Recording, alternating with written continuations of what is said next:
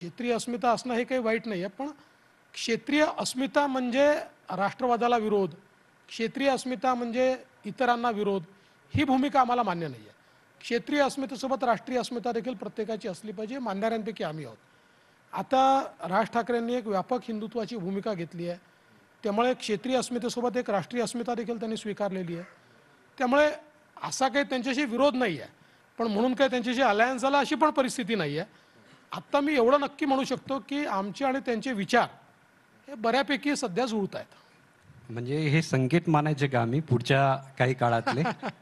मेरे सुर मेरा तुम्हारा तो सुर बने हमारा अशी स्थिती यायची आहे. अच्छा. म्हणजे तो चौथा पक्ष होईल महाराष्ट्रातला. मग कोणी कोणी कोणी बाकी नाही राहणार.